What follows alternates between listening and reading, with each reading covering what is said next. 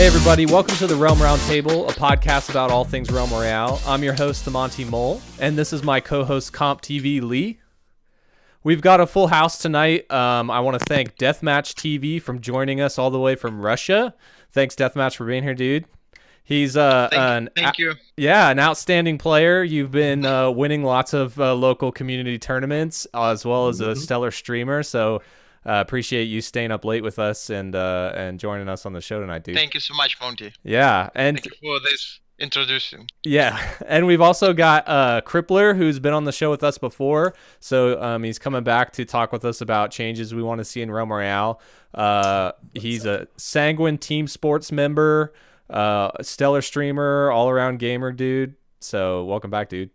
Thank you. Thanks for having me again. Yeah, and tonight we've got two newcomers, which we're excited to have on the show. We've got PotatoceptionTV, also known as Mixed Perception. He's a lot of the brain and organization behind a lot of the local community tournaments, as well as a streamer himself. So thanks, Perception, for being here with us, man. Yeah, thank you guys for having me. Appreciate it. Yeah, and then we've also got Hassa joining us tonight. Hassa's been kind of an instrumental individual in the community, supporting a lot of streamers. Oftentimes, I don't know what I should call it, maybe an investor of and supporter of the Realm Royale community in a lot of different ways. So, dude, I just appreciate you showing up and chatting with us tonight about Realm Royale. Yeah, thanks a lot. Thanks for having me. Yeah, man.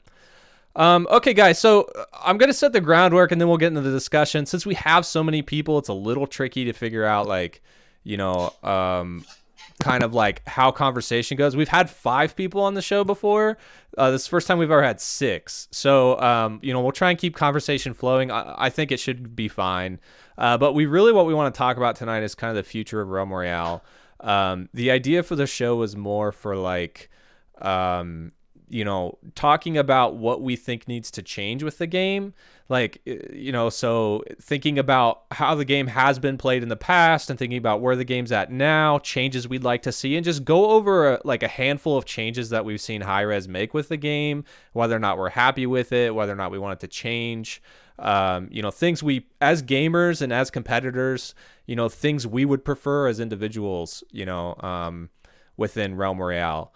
I want to try and keep it as, I don't know, I don't want this episode to be like super like critical. I think it's easy for gamers as, you know, individuals to be very cynical at times, which is fine. Like there's times for that, you know, so, but we'll try and keep it moving along as well. Like I don't want it to just be like a complaint fest the whole time. But, you know, we'll like just keep that in the back of your mind. You know, I'll try and chime in and address like positives as well as negatives, but we'll also talk a lot about things that we prefer as gamers. Because it's when you spend so many hours in a game, it does become like a very personal thing where it's like, wow, I really loved this aspect of the game and they took it out. So we want to hear about that, but we also want to try and keep it as positive and as uplifting as possible so we don't destroy the atmosphere of the Realm Royale community that we've grown to love and that we've built ourselves. But anyway, let's just jump into it. We've got on the side, I've got like a loose outline where we'll be talking about ability cooldowns, talents, weapons, the balance in the game, classes, map changes, new forges, lobby sizes, game modes, essential metagame structures that we think they should add or remove. And then obviously we've got an exciting announcement for community tournaments in the future, which Perception and Hassa, you guys will have a lot to share on that regard too. So we'll talk about all that stuff tonight, guys. So chat again, I'm excited that everyone's here with us. Thanks for joining with us as we just kind of hang out and talk about Realm Royale. So anyone want to start us off? Let's start off with ability cooldowns.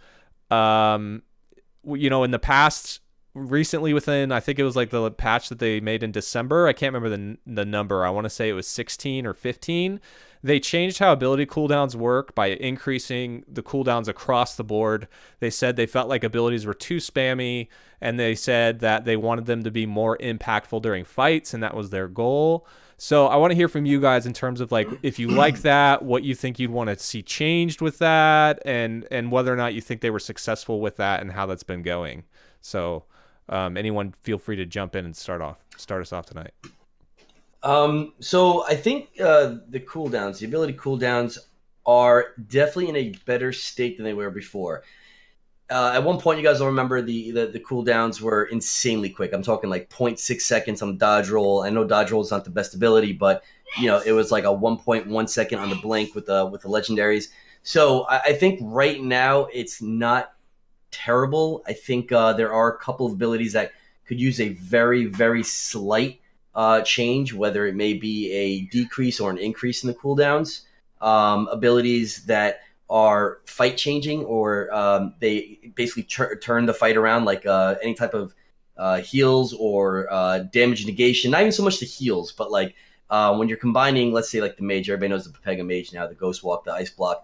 We see people using the Ice Block a lot, especially now if they use a feedback loop and whatnot. I don't really think that they really need too much tweaking, though. I think the ability cooldowns are, for the most part, in a pretty good state right now as is. They're not too fast.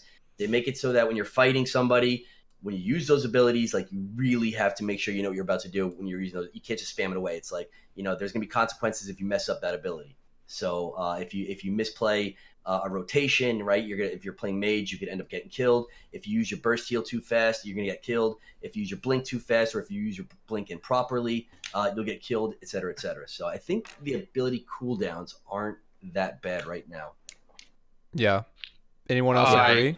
Yeah, I agree. Totally agree with everything Krippler said, and I think that we now have to forget the early days of Realm. Okay, some people want to have 3 abilities, another cooldowns, Kong Bomb to make jumps for assassin, but I think it will never come back. The balance right now in the game is not the weak spot. I mean, like, the balance is, they're doing really good job on balancing the game.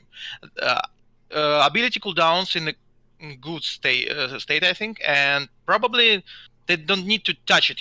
Sometimes when they touch something, it maybe will be not that good. So probably it's not the thing that they have to focus on right now. Yeah. So, like, what I'm hearing you guys say is, it seems like there's a lot of, like, in terms of ability cooldowns, they made the change to make them more impactful, but the only thing they need to address is they don't need to like, because when they initially launched this patch in December, it was like everything was massive. Like, the cooldowns went from like what they were to like, I forget what the initial heroic leap cooldown was, but it was almost like 40 seconds or something. Yeah, it was really crazy, like at white. So like, at gray value, white value. So like, there's this level of like, don't make these sweeping changes, but just have it be like across the board, but maybe touch on individual abilities that may, like you said, Krippler, may drastically impact a fight, like a heal. Like, maybe those can continue to be monitored on an individual basis, but not on like a massive overhaul or whatever, right? Like, is that fair? Even then, I don't even think that I think the heal's fine with the cooldowns. Honestly. Yeah. I think I think it's more of like maybe looking into like the feedback loop with the mages, with the double ice blocks, when you're having all that damage negation combined with heals. Again, that has to be very critically looked at in terms of, like, you have to be very careful how you rotate your abilities and how you use them. And if you mess up, you're going to pretty much get killed by at least a player. So I really don't think the abilities are the ability cooldowns at least are in a bad state. I think just a very, very, I'm talking like maybe even like, fraction of a second, or like a couple, second or here or there, like nothing drastic. I don't want to see anything crazy that's going to be game changing. Just like very minor tweaks, like just overall minor tweaks. Yeah. Yeah. And I think the reason that the ability cooldowns aren't as low as what they used to be is because the talents that we have currently. A lot of the talents base themselves upon using an ability, correct, to invoke the certain, perk. So, I don't think that, they want people running around just dodge rolling every 6 seconds, exactly. I mean, cushion and stuff like that. So, I play assassin. I think it's hard to balance like that. You guys know I play the assassin. So the biggest thing I can tell you right now, the sensor drone on legendary level, I get permanent up vision. That's game breaking. That changes the entire game. Yes, there's a counter. You could shoot the drone, but any decent assassin is going to know how to place a drone, so it's going to not be, you can't shoot it. So the fact that I could place a drone down, use the tracker ability, and then my drone is available for use while my ability is available for use while the drone is still out, and I still have like another 3 or 4 seconds left. That's game breaking. I mean, I've literally had permanent up vision, so I think like that needs to be nerfed a little bit. Yeah. Let there be like a 4 or 5 second window of downtime so that the person that you're playing against can have a counter or can play against that vision. They can maybe make a move or a peek shot against that vision. Same thing with flare. Same thing, like anyway. Again, like it's just like all across the board. There's like a couple of abilities that just need a very minor tweak. I don't want it to be game breaking to the point where nobody wants to play the class anymore. I just want it to be like just a little bit, just tweaked a little bit. That's all. Yeah. Yeah. I think we should at least get back to where we had fun, because back in the day, I mean, come on, you can all agree it was fun rolling around every couple seconds or blinking around or moving around. It was good. It felt good to move around and be able to move around and not feel stuck. Players don't want to feel stuck anywhere, and that's kind of what it is right now. Yeah. Especially what Krippler was getting on it. You have to like really think about when you're going to use your ability. You know what I mean? You got to force somebody to use theirs first most of the time in a fight. So, it does add that layer of thought, but we don't have that fun anymore. Yeah. Yeah, also speaking about healing abilities, the problem is we don't have armor on the map. Yes. So if we will have a lot of armor portions, healing abilities won't be so strong. Correct. Yeah. Preach. Agreed. Yeah, I mean, I'll be the first one. You guys heard me complaining a lot in the last few days about the heals. It's not even the heals so much, because I was playing Warrior a few games, and it's not so much Inspire, because that's only 400 health, and we all know that. It's more of the when you get that healing room, that 50% healing, or whatever it is. What is it, 35% increase or 50%? 50. That's insane. That changes the fight, because most fights at the end of the game, final circles, people don't have armor. And so when I'm running around with that heirloom and I'm doing 400 damage, 450 damage a shot, then I get 10 rounds. I get it. I shoot quickly, but that gets negated so quickly with just one healing rune and one heal shout. And when you have no armor, that's like that pretty much makes it almost very close to impossible when fighting a guy like Deathmatch who doesn't miss axes. And I've got no armor, and 2 axes can take me out, with the fire damage and, weapon damage or whatever. And it seems like it's almost not impossible, because we've done it before. We've seen the assassin kill warriors plenty of times, but I think it's more of just the runes more than so the heals, like more so than like Inspire. And okay, so like this is really a critical point that you guys are hitting on, because and we've talked about this on the show in the past before, but how Hi-Rez in particular has structured their game around multiple layers of balance, which make it insanely difficult to get right. Because and I'm not advocating that they like remove some of that, but I think what we're, a lot of people, at least I think, have vocalized this, that it's like, okay, so they have talents, they have runes, they have ability cooldowns, so they have like duration on abilities, they have the cooldown on the ability, so they have all these levels. You got like 4 different levels of balance just within an ability, right? And the biggest issue with that is at times I feel like Hi-Rez releases these massive, like I think the reason, I don't know, I'm just like speculating, but I feel like the reason that they make these like items so overtuned is because they want it to feel good when you get them. So like for me, when I first started playing this game, I thought it was insane that you had passive repair and that you had like ability cooldown reduction rune that gives you, what is it, like 30%, like 30% decreased cooldown reduction. Is that right? Now, as it stands, what's the rune? Is it 30%? I think it's 50. Is it 50? Okay. Before 50. Yeah. Okay. 50. So like at that Almost point, everything was 50 except for like CC protection. Exactly. So like at that point, you have like a limited amount of cooldown that you can give an ability, because you have to be able to cut that in half and for that to make sense. And then you layer talents on top of that. Correct. And all of a sudden balancing becomes insanely difficult, So I feel like a simple fix for them oftentimes would be to just not overtune these items that we're getting in game. Runes, in my opinion, have always been an issue.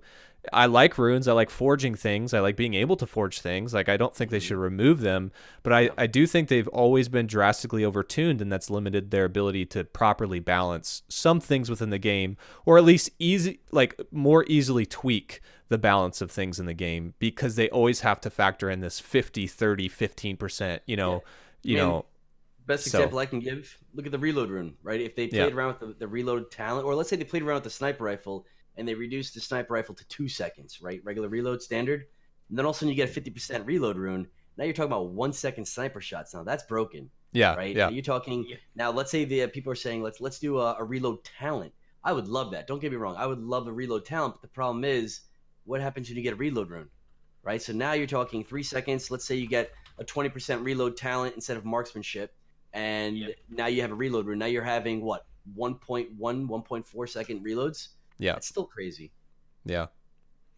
Lee, Hassad, do you guys have any thoughts? You guys have been kind of quiet. I just agree with the pros there. They know what they're talking about. What about you, Lee? You got any thoughts? Uh-oh. We lost Lee. Yeah, probably. Oh. Krippler is Lee now. That's weird. Oh, I like the Krippler picture. There we go. We're back. Lee, Sorry, it are you there? crashed. Okay. It crashed. I don't know what happened. All right. Weird. We were just Your wanting. opinion. Yeah, we were wanting your opinion on ability cooldowns and the discussion so far. What are your thoughts? Yeah, no, I mean, obviously I have to concede to the pros who actually know how to play this game. As a filthy casual, I do miss being able to spam, dodge roll, and run faster than a mount. But Yeah. you know, Perception kind of touched on there was a fun aspect to the mobility of the game, and also, you know, coming from a league type background where I was really enjoying being able to kind of choose, which isn't necessarily a good thing, but kind of choose between gunplay and ability play. And I like really fast-paced combos, which are not quite as, you know, other than on a hunter, I have had a hard time having consistent combos that are high burst. But at the same time, I don't necessarily think those changes were bad. I think in a lot of ways it's added balance. So yeah, I agree with what they said. Yeah, Lee, one problem. When you call me and Krippler pros, it's very offensive for some people in the chat. Right? like Runeflame and Glock 9, they are kind of like, don't like it, you know? So, call us players, please. I think Okay. I don't know. I think Runeflame. I think I believe we won some type of money from a professional tournament, right? From High Res. There you go. Right. There you right. go. True. So True. okay, so like I agree with like everything that we've talked about with you know, ability cooldowns. Like the one thing that I think is interesting is because we're comparing the difference between dodge roll as well as like abilities, you know, like a healing shout or a totem or something, ice block, ghost walk. Like I think Krippler, what you talked about earlier, and we could talk about this later on, but the fact that mage has two like all their abilities is like sustain and invulnerabilities. Like when they use them, they are invulnerable. So for example, ice block, you get invulnerable and you get a heal. Totem, you get a heal. Ghost walk, you're invulnerable. So there's an element there where it's like you kind of stacked a class with these invulnerabilities, which makes it very difficult to combat and they against didn't even them. Stack it. Like they took away the ghost walk from the assassin Yeah. and then gave it to the mage. Yeah. You know, for no reason. They gave us him, but that's another story. Yeah. Ghost Walk is good for everyone. It is Oh, good. yeah, Yes. absolutely. Yeah. Absolutely. Yeah. But also this element of like I do miss a lot of like, you know, this whole rolling around, like the dodge roll, frequent dodge roll stuff was a lot of fun. I like, so this difference between like abilities, like, and again, you can't do that now because they added a talent in, what is it, exaction, right? Where Yeah. you gain a 30% damage or buff for something. 3 seconds afterwards, which I don't know many people that are currently using dodge roll to begin with.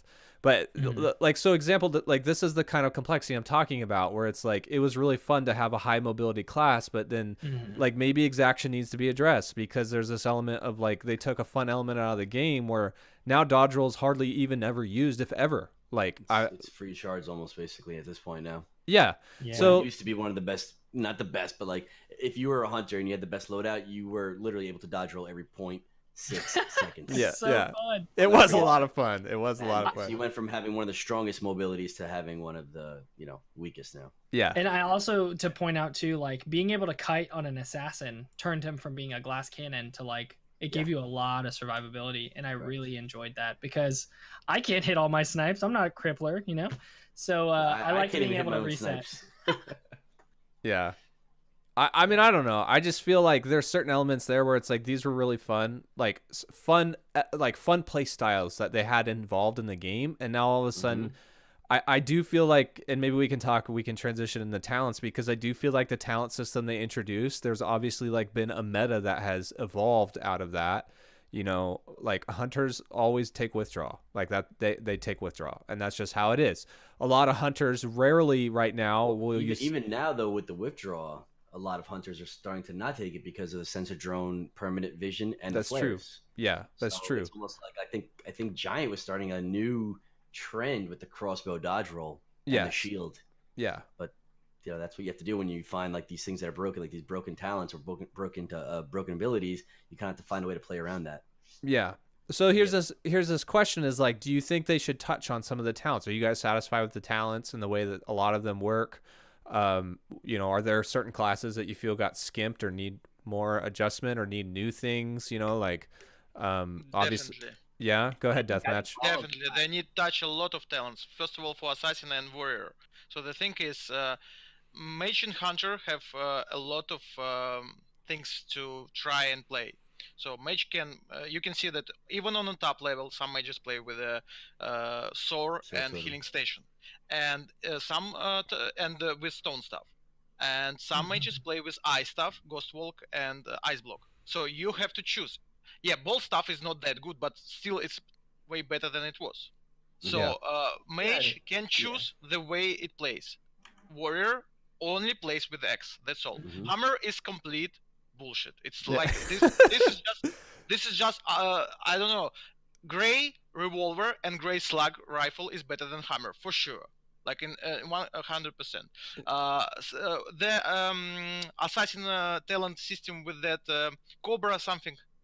All right, let me interrupt you. Let me interrupt you real quick. Okay, yeah. Sorry, you're talking about warrior with hammer, and the reason that I think this is a huge point is because hammer is essentially the same thing as axe, but worse. Because there's no reload rune. It's people say yes, you can use it at long range, but the projectile is so slow. You can't use it at long range, right? Like it can go long range. You know what I mean? Like it was meant to be their long range weapon, but it's not viable. Exactly. Whereas gray, so that's why you're saying when gray slug is better, you have to take slug as warrior because it's long range. There's no damage fall off like revolver. You have to take that with axe. So very limited opportunity. And this is obviously all talking competition mode, like competitive mode, like squad.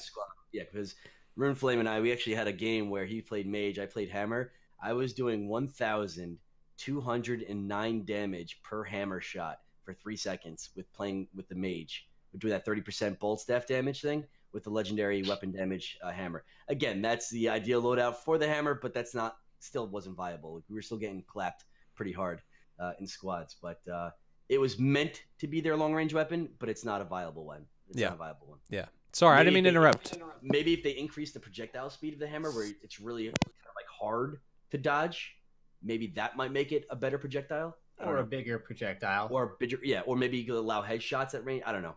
Yeah, I don't know. I don't know, but they just have to rework it. I don't know how, but maybe it is broken.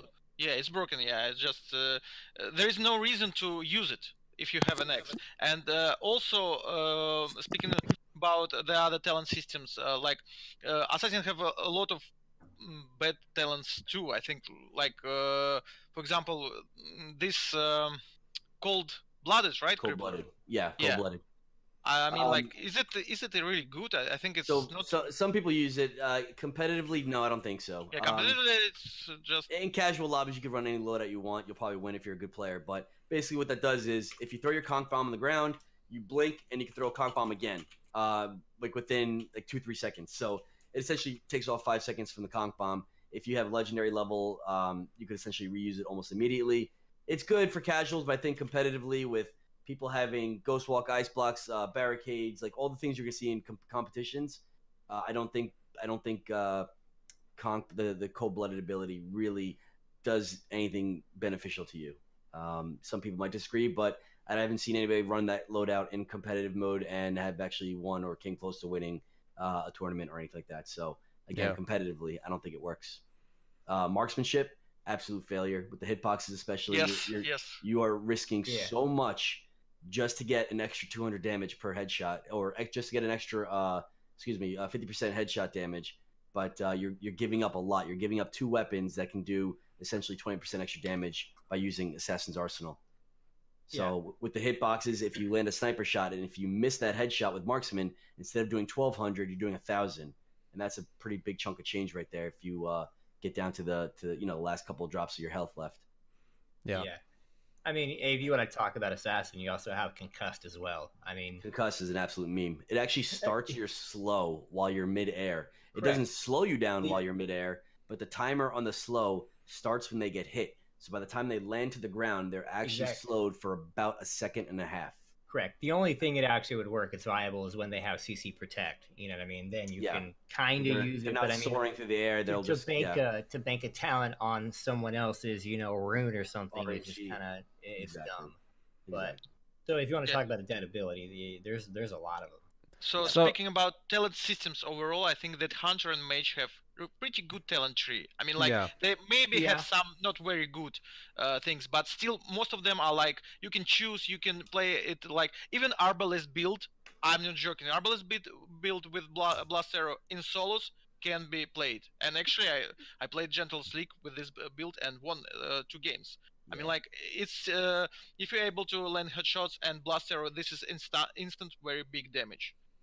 But assassin talent system and warrior have to be reworked. I'm not gonna say it must be buffed or nerfed. I mean, like it's just a rework because some things are just useless. Yeah. So and some people might strongly disagree with this, but if you play competitively as an assassin, if you try to run just the sniper loadout, right? Assassin's Arsenal, sniper rifle forge, sensor drone for vision, blink. If you want to throw the shield up on that blink, the ephemeral protection, you could definitely do that, right? But competitively, you're not going to dish out the type of damage, the type of overall DPS, the damage per second that you're going to need to do in order to kill. First of all, the mages are going to, most of the chances are going to ice block, ghost walk. Warriors typically out heal the 1,200 damage shot. Right now, the competitive assassin loadout is the heirloom, and that's almost the, if you go around, you find it, if you happen to forge the heirloom first and you find a sniper rifle, fantastic. But to forge a sniper rifle first and then have to worry about what your secondary weapon is it going to be a revolver? Is it going to be a slug? Is it going to be a weapon that you have to just find, out in the realm, of course? It's not competitive. You're not going to kill some of the best players in the game with just a sniper rifle and then like a weak secondary against like these heal shouts, against these ice block ghost walks and stuff like that. Yeah, it's just not competitive.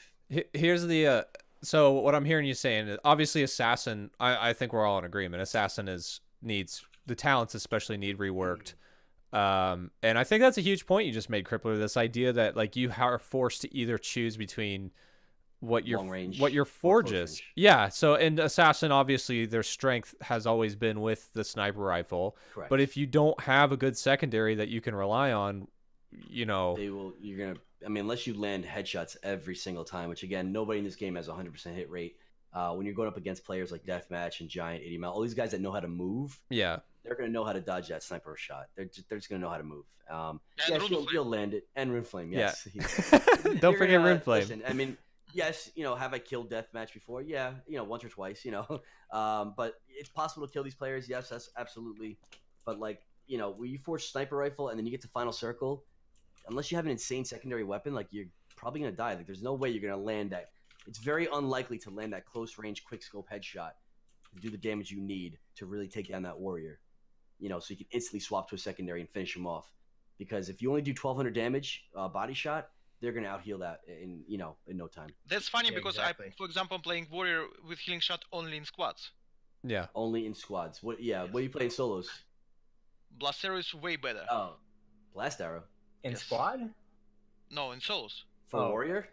For warrior, for sure. I will trade healing shout for Blast Arrow. Like really?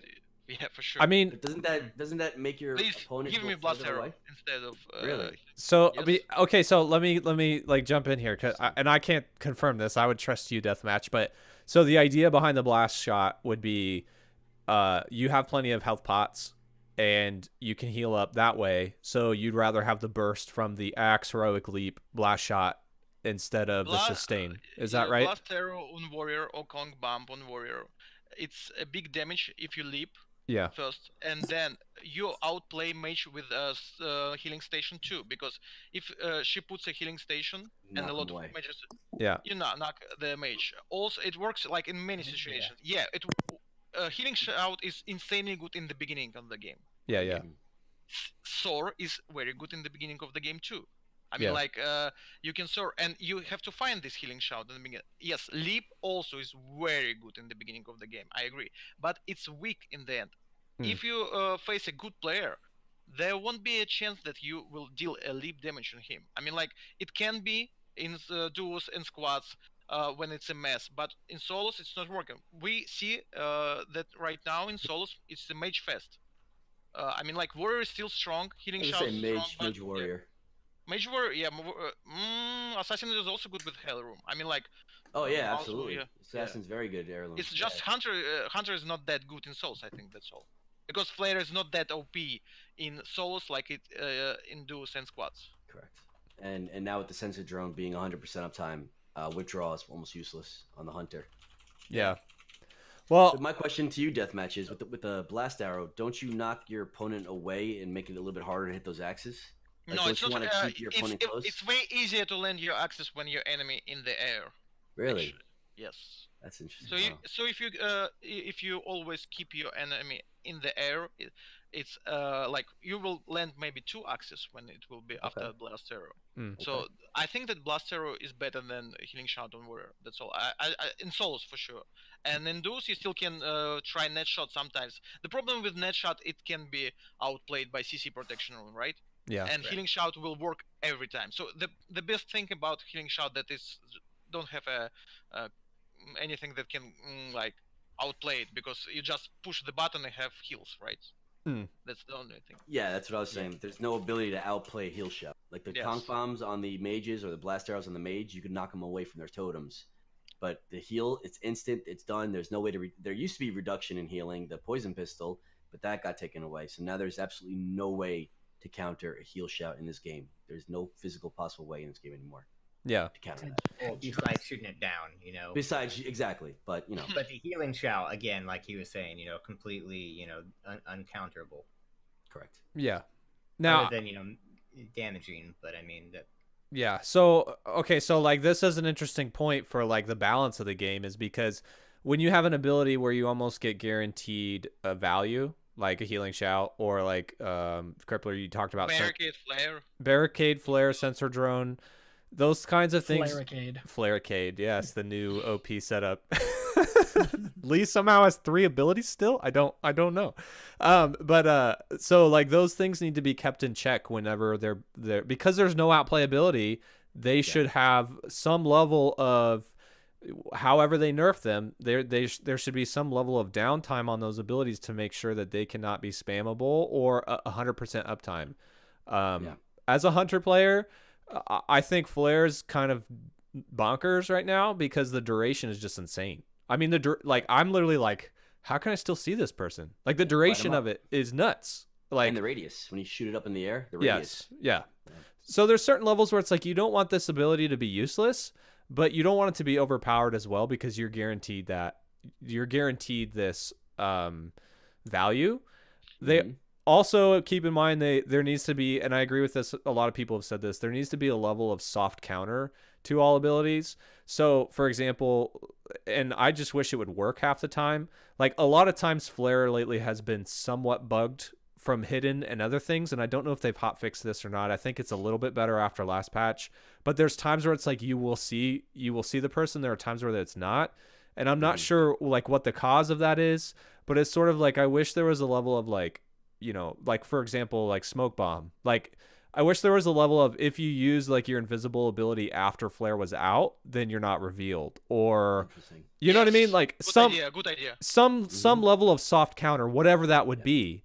You know, so where it's like you have to hold your cooldown until the right moment instead of just spamming an ability that gives you 100% value every single time.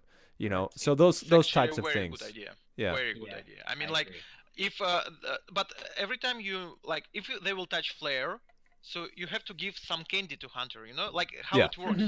I mean, like they will start this like, oh my god, they're nerfing Hunters, and so for example, buff crossbow. I don't know, a little bit. I don't know. I mean, like, I see that it's longbow and sometimes arbalest, but nobody using crossbow, right? Yeah. Well, a lot of the reason people Some aren't people using are starting to use crossbow is because the hit registration on fire crossbow is busted. So there's been major issues with the hit registration, at least last patch for sure. With just fire crossbow, purple crossbow apparently has been fine, but fire crossbow has been missing hit registration. That could be hitbox issues. That could be a number of things, but that's why a lot of people haven't been using it, is because you'll, out of a full 8 clip, you can miss up to like 3 or 4. So I never seen an arrow with crossbow, for example. I don't know how that would go, but Yeah, I mean, hopefully that gets fixed in the next patch. yeah. I supposed was to be told the that hit there's reg. a lot of hit reg fixes in the next patch. So Okay. Even with the sniper rifle, I've got probably 4 or 5 clips I sent over, clear as day headshots. And even J Nash was in my stream one day when I landed a headshot on somebody, and no reload room, so 3-second reload. I landed the headshot, it didn't register, and ended up getting killed because I did no Yeah. damage, and that's it. I have nothing else. I got to resort to like a gray revolver after that or something, whatever it is I had. But they said next patch, hopefully the hit regs get looked at. Yeah. But the interesting thing that you were trying to communicate, Deathmatch, I think is what you were getting started with, is this idea that it's like you don't necessarily have to, like, for example, when they nerfed longbow. So they continue to nerf longbow. And like, I think longbow's a good weapon, but I think that they're flirting with this idea of like, we have to nerf damage, or we have to nerf, like, the draw. yeah. And here's my thoughts on this. You're taking a weapon that's really fun to use, but you're nerfing. And again, I think this is something with axe as well. You're nerfing the wrong aspect. The reason longbow is so good is because of flare. So don't nerf longbow, nerf flare. Like, maybe it needs damage touched a little bit, but they're making the weapons feel awkward in an attempt to nerf it instead of nerfing the thing that people use with it. So the fact that longbow is so good is because flare's good. You nerf flare, you nerf longbow. So then people all of a sudden will switch to crossbow, blast arrow, dodge roll build, or are blessed maybe. But sometimes choose something that not like longbow, like sometimes. Yes, exactly. So like those are things where it's like I feel like same with axe. There's this element of axe. They keep on addressing the damage issue with axe when it's like the damage, in my opinion, isn't the issue. No, it's not the damage. It's not only your opinion; it's opinion for everyone. Yeah, it's the refire rate, right? Yeah. So it's like we've been saying this, and I wish that in this particular aspect, Hi-Rez would really listen to the community. Yeah, but if they will fix fire rate after they fixed nerfed a lot of damage, this will be sucks. I mean, like, give damage back and fix fire rate then. Yeah. And also, right now, Purple X, I will choose Legendary Room over Purple X. It's just like no way to use it over the Legendary Room. So if Warrior finds a Legendary Room, it's better than Purple X. So the only good X right now is Fire X. Yeah. Still good because of fire elements. Yeah. In terms of like late game, like head-to-head matchups, right? Yeah. Yeah. Okay.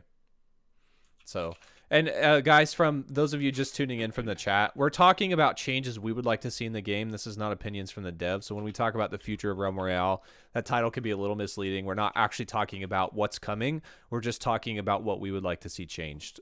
These are opinions from streamers, players, the community. So that's kind of what we're addressing when we talk about this. So anyway, okay, so we talked about talents. We talked about some balance issues. We talked about some of the classes. Let's talk about weapons. One thing I want to talk about and bring up is this idea that they keep on introducing new weapons.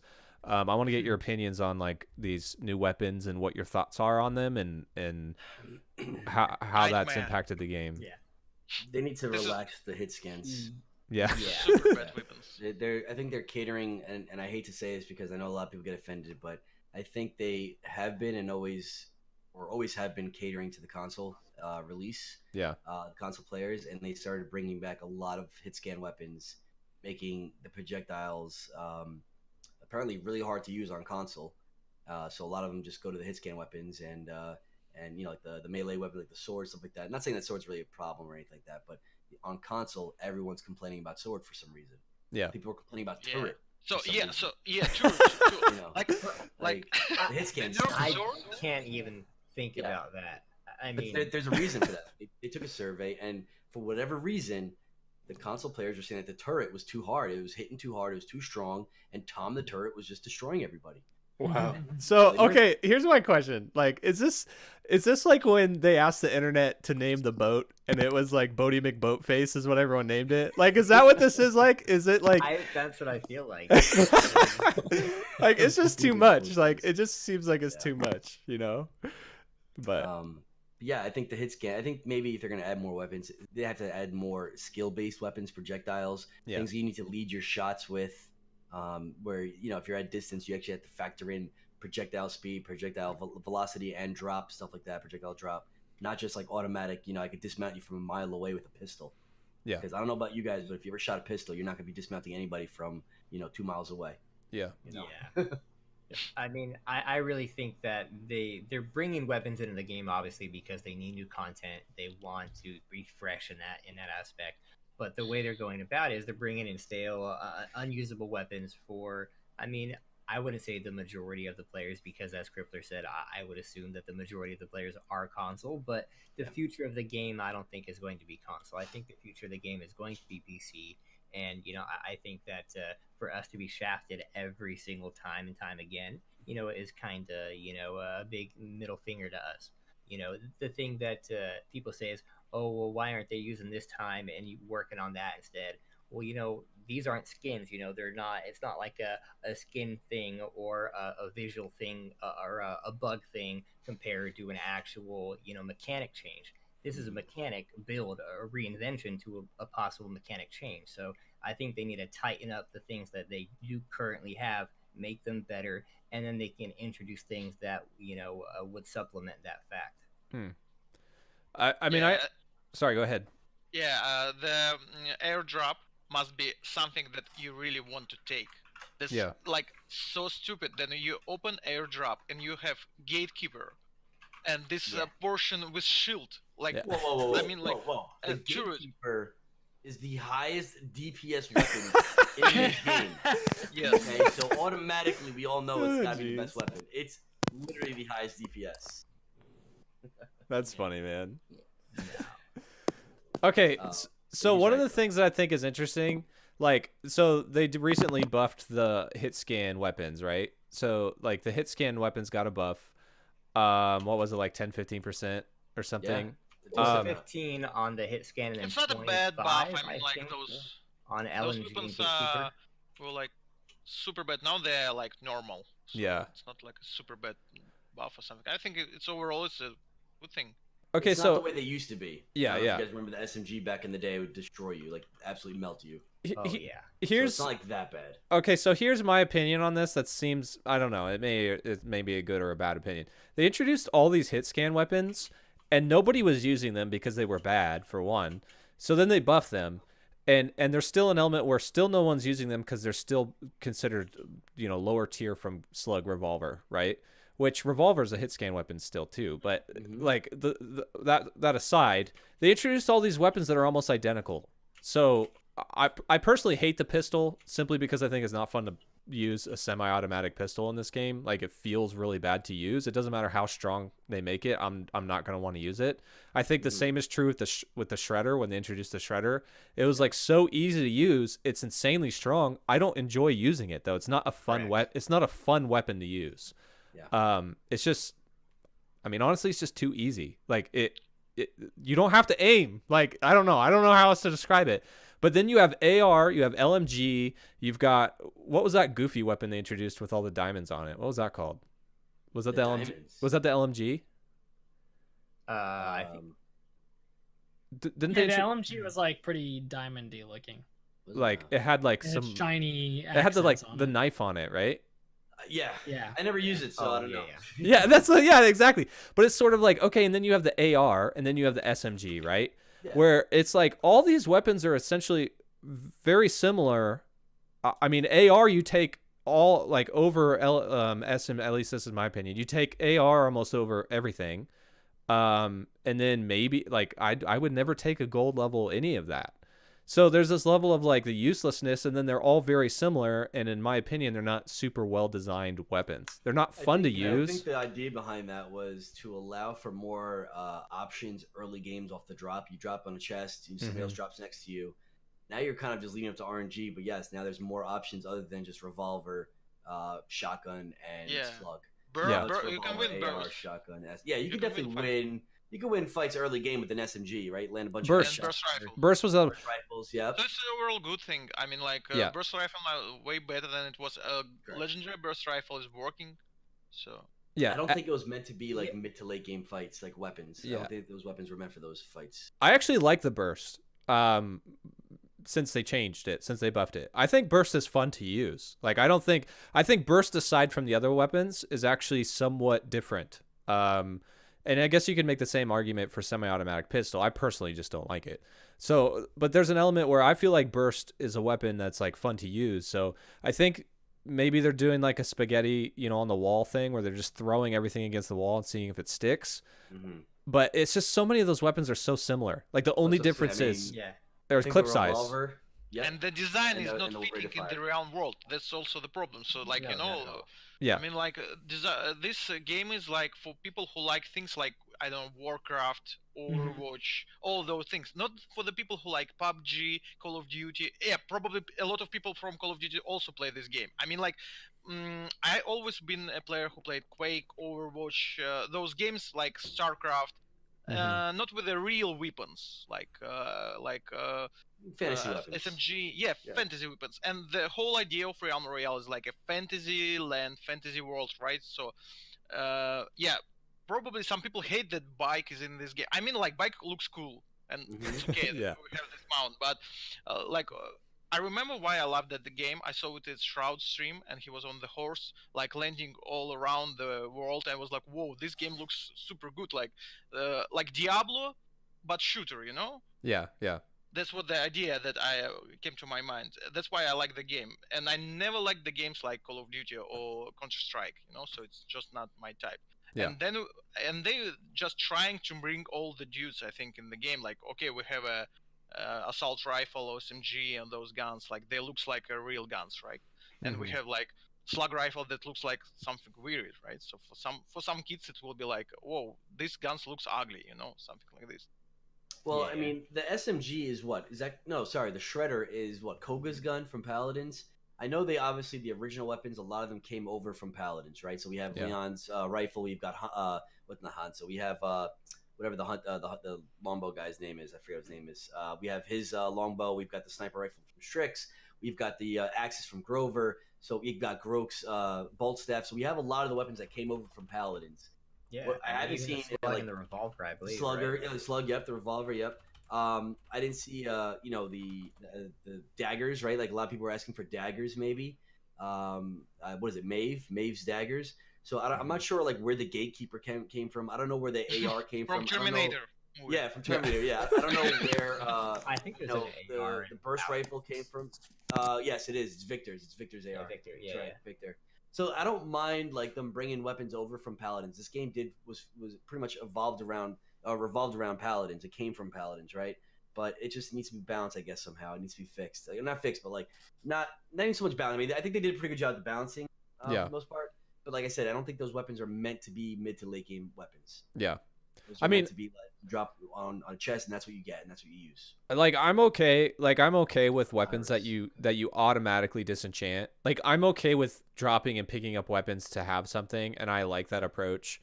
I just wish that there was a little bit more of a balance between like, and I don't know, actually, I think now that I'm thinking out loud here, I do feel like they've been somewhat successful with that.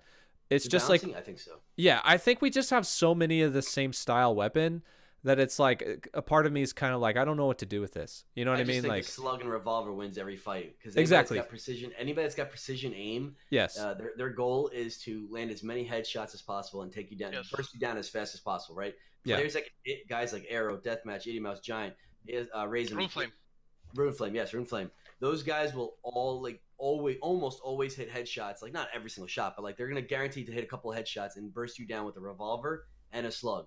Whereas the AR, it's going to take you a lot longer. The time to kill with the AR is a lot longer versus a slug revolver. So I think that's why the slug revolver is always going to be the go-to weapon as like a secondary, right, compared to somebody's primary weapon. Yeah. Nobody's gonna say, "Let me get this AR over the slug." Yes. Which, Yeah. And so I wish they would remove, personally, I wish they would remove a few of these bottom tier weapons and introduce a new projectile weapon. Like something that I think throwing dagger. Yeah, or I would really like try to get them to introduce something that's long range. I feel like we need another generic or general long range projectile weapon, whatever that would be, like a secondary slug. Like I don't know, something that works as a projectile that's strong. And it must be fantasy. Yeah, fantasy weapon. Yes, something that would work, that's strong, that is essentially another slug, or that could be used as a secondary slug, where it falls in the balance scale. I don't really care. I just feel like we have all these automatic hit scan weapons that you're going to upgrade to a slug and a revolver anyway. And then there's elements where it's like on the drop, you're getting dominated by green slugs because you have an SMG. Exactly. You drop on a player that gets a revolver and you get an SMG, or they get a slug and you get a burst rifle, you're dead. Yeah. Any good player is going to kill you. And so, for example, like slug is so good. Right. So like slug is so good, and it's honestly the only weapon that you can use right now as a warrior or as an assassin if you don't have your secondary class weapon, right? Because it's like your long range go-to bread and butter Realm Royale, right? So I wish you can play like not long range fights and then you choose a revolver. That's true. If you play like high aggro in your face, like, right? So anyway, I don't know. We're just kind of talking about random stuff here, but throwing out ideas that we think, maybe they would benefit the game. I think another projectile weapon that's strong like a slug would benefit the game. So question, Monty, how much damage do you think that the projectile weapon would do per shot though? I mean, I don't know. However they design it or balance it, I think it should fall somewhere in the level of better than the automatic hit scan weapons. I just want a fun weapon to use. And to me, what if they made sorry, go ahead. Well, I was just gonna say, to me, the peak style of fighting that you have, when you use a revolver or when you use a slug, is more fun. Even though revolver is hit scan, it's fun to use. Like that's the thing that we're trying to touch base on. It's not the fact that it's hit scan or projectile, it's fun to so land to say. on revolver. Yes, yes. It is. As opposed to just the tracking, which I think, if I had to be honest, I think tracking weapons in Realm Royale are very poorly done. So. I don't know. Well, I was gonna say, how would you feel if they made pistols have no damage drop off again? Because personally, I don't think that's the best thing, but I had a lot of fun when pistols had no damage drop off. Joe, the actual pistol weapon, not the revolver, right? Yeah, not the revolver, but the pistol. I think the pistol now at the damage increase could be fairly strong if there's because it's hit scan and it's got 15 rounds in the magazine. Pistol is still okay. I mean, like in the early game, it's still okay. Yeah. No, but he's saying with no damage drop off, that means scan weapon having 15 rounds in the magazine, I could dismount you into a decent amount. Like very, very, very. I could snipe you essentially. I mean, I prefer burst rifle personally. That's why I like burst rifle. I think burst rifle is another weapon that's like fun to use. It's not underrated now. Yeah, it's underrated for sure. I think that it's fun to use, especially if you can't get a revolver. I'd probably still take revolver over burst rifle, but it has long range potential to it, and it dismounts. But it's fun. You can peek fight with it. So I think that weapon is fun to use versus like the tracking weapons like the AR or SMG or something like that. I still take AR every once in a while, but I would never ever take it over revolver or slug, obviously. So I don't. Am I missing a weapon that used to exist that they haven't tried to revive yet? Is there any weapon that is no longer that they could bring back and would fit the fantasy theme and kind of check some of these boxes off that hasn't been brought back yet? No, I mean, it was the Venom pistol that was changed to the Shredder. The Venom pistol itself was changed to the pistol. We still have Engineer's launcher. Potato launcher or whatever it's called. The plasma launcher. Yeah. Plasma launcher. Thank you. Yeah. So there's not already a weapon existing that they could just revive. Well, so a weapon that they the used auto back in the rifle day. was too strong. Yeah, like back in the day. Because the burst rifle did exist, but it was overpowered in the past. Yeah. Correct. But yeah, I guess that's it. Well, they'll have to come up with something. Yeah, there was a rocket launcher way back in like closed access. A rocket launcher? Oh, jeez. There's also the auto rifle. The auto rifle is gnarly. Yeah. Rocket man. launcher was in the trailers for the game. Both those weapons were before my time, and I downloaded this game like the second day it came out, Yeah. and that was before my time.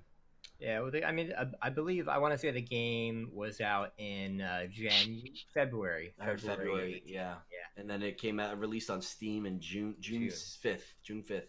Yeah, correct. Yeah. Oh, I need to see this clip. I downloaded it. I downloaded the game June 7th. I've never seen a rocket launcher. Yeah, no, it was definitely pre Steam. What do you guys think about that? Like, honestly, when they think had about a their rocket own. launcher. Maybe a rocket launcher counters the barricade, right? Maybe like Ooh. a Actually, rocket launcher stone staff counters barricade. 4 shots of stone staff fires, destroys. and Wow. barricade is dead. Wow. We were playing, and I was like, enemies started barricade before us, and our barricade was like 1 second earlier to dead because he shot it literally 4 stone staff shots. So barricade have like 3,000 health, I think. Or maybe. Interesting. That's a lot of health, though. But stone staff will kill it super fast. Yeah. Well, what about 3 fire axes with weapon damage? Yeah, that's true. Probably true, I don't know. But stone staff will be way faster So to kill the barricade. okay, so this is interesting That though. gives extra damage. This is interesting because I feel like barricades kind of had a resurgence. It's always been good, but I feel like it's had a little bit of a resurgence lately with the. Oh, yeah, I agree. With the ranked mage. snipes, you're going to see in solos, especially, you'll see a lot of good players using barricade. Yeah. Yeah. And a lot of the reason is, and this is just, I'm predicting this, I feel like Realm Royale with some of the changes lately, like it used to be these high damage long range weapons that were just extremely good. Like a lot of people running sniper rifle, a lot of people running longbow. You know, there still was merit to other stuff, but I would be interesting to see the counter to that, which is this high DPS in your face, like, you know, style of gameplay become the meta, which would be. Yeah. It's already a meta. Yes. Yeah. So, I mean, yeah, that's true. But like, you know, so you've got, you know, fire axe, you've got heirloom, you've got crossbow, you know, you've got blast arrow. Like you've seen this thing. Like, so there I think it would be interesting to see that, but then you also have this, you know, kind of like trump card, you know, that's like, oh, I'm going to play the barricade, you know, like does that need countered? Like do they need to nerf that somewhat? I think they used to have it so that a conch bomb would go through the barricade as a counter, and now it can't. They stopped it so that conch Firebomb and ice staff counter barricade right now. Firebomb. Firebomb goes through the barricade. Yeah. But I mean, other than that, it's like I think they could balance it a little in the fact where currently right now you place the barricade, the person who places the ability can shoot from either side of the wall and, you know, have their shots go through. Whereas, you know, whoever, you know, the enemy can't have it go through either. So I think they should make it where if you place it, only one side should be able to shoot the, you know, damage through, and you should both be able to be blocked on the same side. You know, you shouldn't have the ability to be blocked, you know, to shoot from both sides. They strafe in and out of that barricade for the duration and pretty much kill you. Well, because if you stay right in the and edge of you the cannot arc craft sphere- it. It's only if you find it from chest, right, or goblin. yeah. Correct. Yeah. Only from goblin, probably. No. Yeah. I mean, that's, well, you can get it from airdrop too, right? Yeah, goblin or legendary chest. Yeah. Yeah. So I mean, the barricade. I don't even know if the barricades. I mean, it's strong. It's definitely strong. I guess you have to really use it properly for it to be effective. I mean, very good players will know exactly where to place it, when to place it, And how to play behind it. Exactly. Yeah. Not many people can just throw a barricade down and easily fight somebody like Deathmatch or, you know, one of these good players out there. You really have to learn how to use the barricade properly. Yeah. For it to be effective. And if you hold your cooldowns, you can wait for it to be, maybe it's like the nerf just needs to be duration and its ability cooldown. You know, like maybe that's the only thing they should need to do with it. Because if you hold your cooldown, so like for a hunter, if I'm playing against a mage and they run up on me with ice staff and they drop it, I'm gonna withdraw and try and just wait it out. You know. Yeah. So there are semi counterplays to it. It's Yeah. just a matter of how strong is it actually, you know. Exactly. So Like out in the wide open, yeah, you might be screwed. But yeah, you know, any place there's a place to hide, you just wait it out. You just go into hiding and then just wait till the barricade goes down. because it's got like a 35-second cooldown or something, right? 25-second. It's pretty long. Not, yeah, you're not gonna be able to use it twice in one fight unless like the two players are really going at it. But yeah, typically you use it once throughout the fight, and somebody's gonna die. Yeah. Okay. Well, we can move on here unless you guys have some other things you want to add. Is there anything else you guys want? About weapons? Yeah. I mean, we're kind of jumping around a little bit, but yeah, about weapons, about abilities, about balance. Yeah, the only thing that I want to repeat one more time: airdrops and Goblin should have only good things. Yeah. Like good weapons. There is sometimes you think, okay, I'm gonna skip this airdrop. I don't want to fight for this airdrop because I will get gatekeeper. You know. Yeah. That's the problem. Mm-hmm. The game don't force you to go for this chest now, because the only good thing that you need from this is barricade, and it's a rare thing. Yeah. And a rune. But if you full on rune, you don't need this airdrop. You could be checking health rune or something. Yeah. Or what if they introduce armor pots? So I feel like I would be way more incentivized to do those if they gave them armor pots. People would be fighting. People would be fighting for those chests. And particularly goblins. Goblins are so risky. Like I mean, super loud. You gotta make all this noise. Exactly. Yeah. Like it's like asking for someone to fight you when you're trying to attack, and it has so much health, especially late game. So the fact that you're not getting at least armor pots out of that, I would want a stack of 5 armor pots for killing a goblin. You know, like I think it's that risky late game that you should be rewarded for mid that. To late game, most people are just like ignore it. Like just run, don't even pop it. Like run around. Even when you pop it, people are like, "Oh, somebody was just here." Yes. Yep. Now, like start looking. I agree with Reinhardt. He just said that legendary chests can't have only good items unless they have a pre-warning. So pre-warning for legendary chest is a good idea. I think like for like in 1 minute the chest will be there. I gotcha. Something like this. Okay. So it will force people to go there and have a fight. You know. Yeah, that's pretty sick. Make it worth I like that. Yeah, that's interesting. I think it's a very good idea. Yeah, I agree with Reinhardt. That'd be fun. A good idea. So, keep going. Because we all of the thing that we want as much fights as it can be, you know, like, and this probably will force more people to fight for the chest, right? Yeah. Let's say you have a person that's already kitted out from forging, and they see that in 1 minute that a legendary chest is dropping near them. That guy might essentially want to sit there and defend that chest so that nobody else can come and get kitted out, right? So you might have a guy that's got all purples, and he's like, crap, I need that chest, man. It's got armor potions, it's going to have legendaries. And that guy that's in the forge, or the guy that forged already and has all his legendary stuff, might say, I'm going to defend this chest. I'm going to kill anybody trying to come here because I don't want anybody else to get kitted. So that actually might make like for a really cool, interesting mini event. And I think it's a great idea. That's an amazing idea. It's like the arena in World of Warcraft where you knew it was going to drop and that's it. Everybody goes for it. Yeah, it's really like in Division, like they had those drops in Division, and everybody started gear, and it'd be a bloodbath.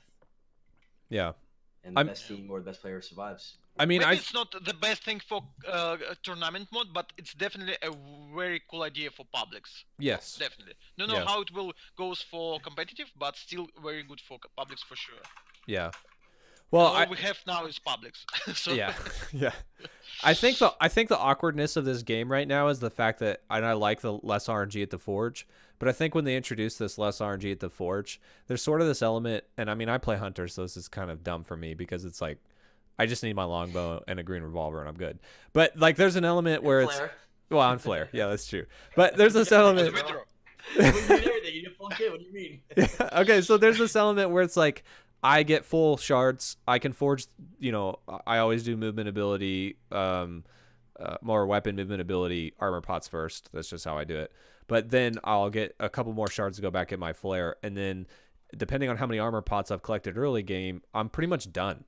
Like legitimately, I'm like done. Like other than just runes, like literally the other 2 forges are just runes and armor pots for me. So if I'm forging 3 times a game, that's how that rotation works for me. But the problem is that I feel like after I'm hitting points in the game, and maybe this is just because maybe in pubs I'm having a couple good games, and maybe in ranked it'd be totally different. But I feel like there's this element where it's like in the mid game for pubs, I have nothing to do. Like if I fight, I lose my armor, but so there's a stall where it's like, what should I be doing? It's like a lull. Yeah. So I like that. I like the ideas you guys are talking about, introducing new things in the map where you can actually level up. You know, let me throw an idea out there, get your guys' feedback. I hate elementals with how they work right now, but I'm with you. but what would you guys think if they introduced them as a forgeable item? So however that works, like you like an have, enchantment. like yes, so you have Yeah, to get, okay. and they would probably need balanced, right? There'd have to be some balancing for like, especially if you would enchant like a Like high. upgrade of a weapon. Yes. Frost axe would be sick. Frost Yeah. axe, Yes. Fire sniper rifle that was nerfed a long time ago because it's too strong, right? Yes. So like you get your loadout, it would be like a last thing that you could do. So you could only do it to legendaries or purple weapons, you know. So you'd go to the forge. It's like, Just okay, legendaries. yeah, I've got shards, I've got full armors, I've got enough runes. I want to add frost to my longbow, or I want to add, you know, frost or fire to my axe or something like that. What do you guys think of that? Frost axe will agree. make kids like suicide. it's- So I mean, like, I think Frost axe, even as a warrior man, Frost axe is just insane. So I'm gonna say as it it's is a right bad now, idea. the way that the rate of fire, the way the axe is thrown so quickly, if you keep applying frost and then keep dishing out that type of damage, that person that you're fighting is gonna just start screaming baby Yeah. rage.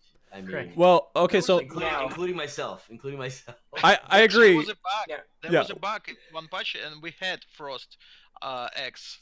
Didn't you remember it? There was a bug. Sometimes you could find a Frost X in airdrop Hmm. in one patch. I mean, we're talking about balance at that point, though. You know what I mean? Like however that would work. You know, this idea that it's like, well, maybe you could only, maybe per class they only give you one enchant, right? So depending on the weapon would depend on what enchant you could get.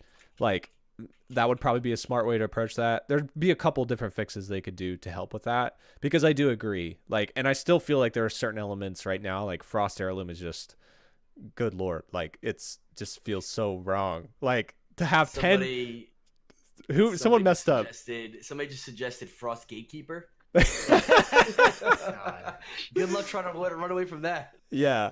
So like maybe certain weapons you could only give them a certain enchant. Like I don't know how that would work, but I don't know. That was just something that we had come up with and talked about and thrown around. I had mentioned it. We were talking with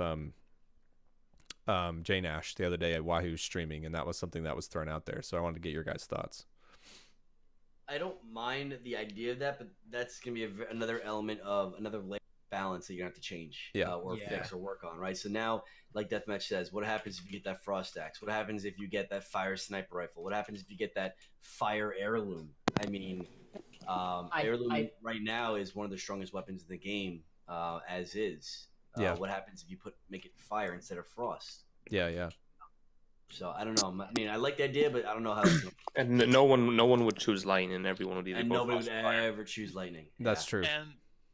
And the problem is about elements. Everyone speak about them. I actually still don't understand how they work. I mean, like on Fire X, how many damage it gives? Okay. I have some information. I asked Jay Nash about this because I really wanted to know how fire worked. Okay. And he could not confirm this, but he told me, to the best of his understanding, fire does not stack. So there's like I believe it's 3 ticks per projectile landed, but it does not stack. So if you actually land multiple axes in a row, you're only applying 1 stack per landed axe until the last axe you hit, then you get the full duration of the 3. Does that make sense? Yeah. So for example, that's why Fire Shredder, people are like, oh, well, Fire Shredder for sure, you get all 3 ticks per projectile. And I'm like, no, like that's an insane amount of damage. So they don't stack. They just apply 1 at a time per projectile that's hit, if that makes sense. So like for Fire Shredder, an example, I believe, again, I don't know for certain. And again, like I think only the developers could answer that for sure. But it's like, holy crap, there's a giant spider on my wall. Like this big. Okay, sorry.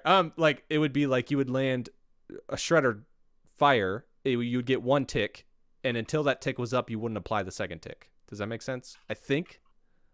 Yeah, I think I get where you're at, and I agree with you. I think from my understanding of how I've just seen it work, that when it's a burst like the Shredder, for example, I think it's per burst. Like that 1 burst is doing 100 fire damage per projectile, but when each projectile in the burst is hitting, then it's restarting the counter. So the first projectile hit, it'll do the first tick. Second projectile, it'll redo the first tick. Third projectile, it'll redo the first tick, and then all subsequent ticks after that. Mm-hmm.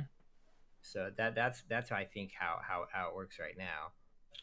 But either way, how you're saying with that, I think it'd be a good idea if they retune the elementals to work. Currently, the current elementals and their current stats, I don't think they'd work in the sense of like being an enchantment that you can forge. But So everyone's gonna forge Frost or Fire. Exactly. I mean, Yeah. There's going to be a specific meta, and that's what it's going to be. But if they tuned it a little bit, where it's a benefit, but it's not like a game breaking or like put you at a full advantage, then I think that could absolutely work. And what about adding like a poison elemental? Doesn't do any damage. It just reduces like cooldown healing for like 3 seconds or something. Yeah, I'm with that. I've seen it in like every fantasy MMO type of game, right? Like a backstab or something like that. You have to apply poison. Your enemy can't heal for like 3, 4, 5 seconds, whatever the case may be. And a remedy too. Yeah, and it doesn't. Yeah, it doesn't like do extra damage. I'm not saying like make it do extra damage. It's just it's a a way to counter some of the healing classes in some of these MMOs or some of these fantasy game MOBAs, stuff like that, right? Yeah. I mean, the way that I thought about it was like World of Warcraft. Like you would get an enchantment on your legs. You'd get a gem slot on your item. You know what I mean? Like you would get like something you could add towards the end once you get this. Like I don't know if League of Legends has enchantments. I think maybe they do. I'm not sure. So like an element where it's like I've reached end game. Now what? Like I have 200 shards. There's still 10 people alive. Here's a forge I have an opportunity to forge, but I don't. Obviously, right now that forge would be armor pots. But what could I add to my loadout to help me just get a small incremental advantage? Whatever that small thing would be. You bring up League, like for example, in League, there's consumables where you can actually have like a short like that's potion right. that you can drink for like for your ability or your damage or your healing or your health or whatever. You know what I mean? So like that would be kind of cool if you got like a potion where it can increase your damage output by 2% or 3% or whatever it might be for 2 minutes or 5 minutes or something. So just to kind of feel like you're not at a plateau. You're not. Yeah. You can still get something to increase your loadout. Yeah. I think it'd work. So I don't know. I think it's a cool idea personally, but we already have 2 good ideas, right? Yeah. Really good like brainstorming tonight, guys. Like super fun. So, but anything else you guys want to talk about before we move on? I mean, we've been hitting a lot of good stuff. So we've got map changes, new forges, lobby sizes, game modes. Anything you guys want to hit on about any of those things? Map changes? Go ahead. Sorry, Krippler. The thing is, I think that catapult must be a little bit far. I mean, and probably in duos and squads, you can use it together. I mean, like it's stupid to use it one by one. So the problem is about catapult on a high level playing, you will never use it because you have to use it one by one, right? So it's only for solos, right? And actually, if you have a mount rune, it's useless. It's almost the same as a mount rune. So except you're giving away your position. Fun to give it to duo or a squad to use catapult. It will be like cool even for competitive. Will give a little bit more strategic plays, tactical things, and like this, and a little bit far. I'm not saying like from one part of the map to another part of map, but a little bit far. But it's not that it's such a little rotation, Yeah. Right now. Yeah, no, I totally agree. I think that's interesting. One of the things that I wanted to bring up with game modes is whether or not, like, okay, like we have to go here, but there's been an element of data mine, huh? Well, I do want to hit that. I do want to get on that. But before we get to the tournament mode things, if that's what you're referencing, I want to talk about whether or not you guys think they need all 3 game modes right now. Because there's been talk at least some people have thrown out this idea that it's like the issue with the player base is that they're spread pretty thin. It seems like there's bots. That's Clearly, that's what I said. I said, once you start implementing all these other games, you start spreading the player base thinner and thinner. Yeah. I don't mind solo, duo, squads, and like a tournament mode, right? Tournament mode meaning like there's no bots, like almost like a custom lobby, I guess, or whatever they have planned for tournament mode. I have no idea what they're gonna be doing, but we definitely need some type of tournament mode. But yeah, once you start saying, let's add this like type of mode, let's add this kind of mode, let's add a capture or flag mode, let's add a protect the VIP mode, then it's like everyone's be playing all these different queues, and then more bots per lobby, longer queue times, etc., etc. I don't think the game is in the right state of mind yet for that. I don't think we had the player base to do that quite yet. But we do definitely need some type of competition mode, competitive mode. Yeah. I proposed an idea in the Realm streamer Discord, and I said that if they took away one current play mode and just had either solo duo, solo squad, or duo squad, and they could rotate between that every week or every month or something, then they could leave an open like LTM where they can bring back deathmatch, which a lot of people loved and had fun. And I mean, that was incredible, to me at least. Or something else. Bring me back. Or that competitive mode if they do end up coming out with it. So I think that if they rotate that, then they can find out too where their player base is actually leaning towards. When they throw that rotation in with solo squads, are they going to squad or are they going to solo? If they throw in the duo solo, what are they going to? And then they can maybe even wean one out completely out of the rotation and just stick with just their two main game modes until the player base grows, and then they can introduce a game mode and then that be content for those new players that come in. Yeah. I mean, I like the rotation idea. I think that's a really good fix. Like, the only reason I'm asking this question is because I feel like with the current iteration with bots in every single game mode, especially squads, I fell in love with this game during the 6-man squads patch, so that says a lot. Like, that says... Okay. The only patch I didn't play was 6-man squad. Yeah. So, that was a rough one. So let me tell you this. Like, here's my thing. I loved squads. Like, as a new player, like, just put this in perspective. As a new player, first time playing the game, I didn't know anything before 6-man squads. So for me, I still thought the game was good enough at 6-man squads that I wanted to invest in my time into this, right? But then they introduced bots. And then now in squads, it's like, what am I supposed to do? Like, I literally have not touched squads since they introduced bots because everyone lands, it's separated all over the place. It's just not fun anymore. There's literally nothing to do with that, at least in my opinion. So some people may still enjoy it, but it's so casual right now with squads. You're not gonna see too many squads of 4 dropping in this. I mean, every now and then you'll see gamers doing it, but I think duos is probably the most next to solos. But like, in terms of you're gonna be playing with a party, it's easy to find one person to play with in this game. Yeah. So I think a lot of people play duos. I think duos are probably the hardest mode to play right now when you're queuing up, as opposed to, like, let's say squads, because squads, like you said, everybody just drops randomly. It's pretty much solos anyway. Yeah. Right. 1 or 2 guys by yourself, you're good. Yeah. The problem with this thing, actually, it's on one side, it's really good to have one mode because we have a not big player base. That's true. But the problem is a lot of players likes to play solos, and solos is not the best mode, right? Yeah. So actually, I think that most of like active players will pick duos or squads over solos if you will ask them, but there are a lot of players who like solos, so this is also a problem. But I think that it's better to have, like, probably the idea that Perception said, like, sometimes it's like you change one. So like having squads all the time and one will be changed. Like, I don't know. The problem is just a little player base. Yeah. So I have a huge experience of playing Quake. In Quake, we had the same problem. It always was like Quake always was main was duel. So duel was the main mode for Quake, but also TDM, team deathmatch, and just deathmatch is so much fun. Yeah. So some players were like, "Oh, we have to keep it only duel." But then Overwatch came, and the old devs was like, okay, you have to make a big squad games, because it's like the idea, call your friend and play the game with your friend.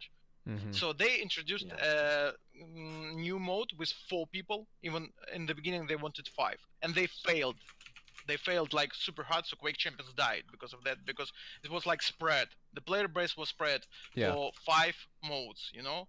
So now it's like 500 people on Steam online, you know. So this is a big question. I know some people will love to play solos. I mean, like some will love to play squads, but the biggest thing is to keep the player base grow, right? So probably maybe squads will help with this. I don't know.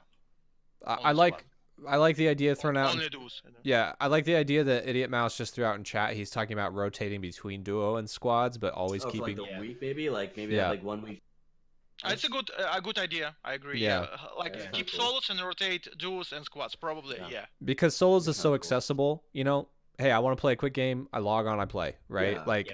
You know. So, Perception, did you have something you wanted to add? I felt like you were going to say something.